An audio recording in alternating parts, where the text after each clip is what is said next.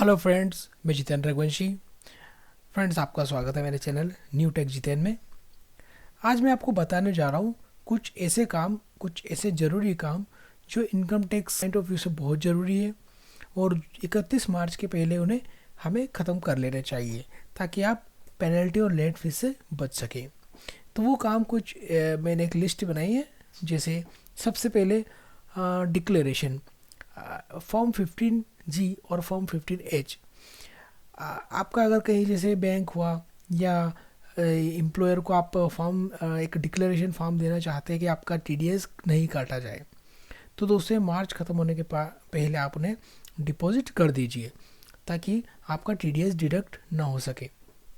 हाँ, एक बात ये भी है कि अगर आप ये फॉर्म कहीं भी सबमिट करते हैं तो इसकी जानकारी इनकम टैक्स डिपार्टमेंट को जरूर जाती है। दूसरा दोस्तों, टीडीएस डिपॉजिट का, अगर आप डिडक्टर हैं, टैक्स डिडक्टर हैं और आपने टीडीएस या टीसीएस डिडक्ट किया है या टीसीएस कलेक्ट किया है, तो आपको इसे 7 मार्च मतलब 7 तारीख के पहले टीडीएस डिपॉजिट करना होता है सरकार को।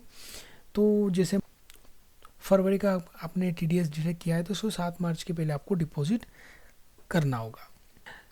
तीसरा वर्क है दोस्तों, इनकम टैक्स की इंस्टॉलमेंट। अगर आपने अभी तक इनकम टैक्स की क्वार्टरली 3 इंस्टॉलमेंट पे कर दी है और चौथी ड्यू है, तो उसे 15 मार्च के पहले डिपॉजिट करना होगा। अगर इससे ज़्यादा लेट होंगे तो आपको इंटरेस्ट के साथ इसे पे करना पड़ेगा। Fourth is tax saving investment. अगर आप ये सोच रहे हैं कि हम ओल्ड टैक्स रिजाइम के अंतर्गत रिटर्न फाइल करें, तो आपको अभी से अपने इन्वेस्टमेंट चालू कर देने चाहिए, जैसे 80C के अंदर, 80D के अंदर, ताकि आपको इनकम टैक्स में इसकी छूट मिल सकेगी। पांचवा, फाइल अपडेटेड रिटर्न। जैसा कि आप जानते हैं 31 दिसंबर तक हमें बिलेटेड रिटर्न फाइल करने का टाइम था।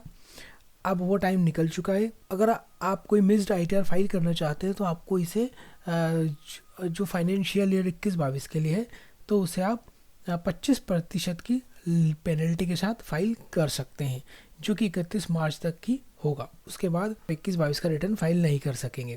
दोस्तों, छठा पॉइंट है आपको टीडीएस का। दोस्तों, 6 पॉइंट है आपका रेंट का।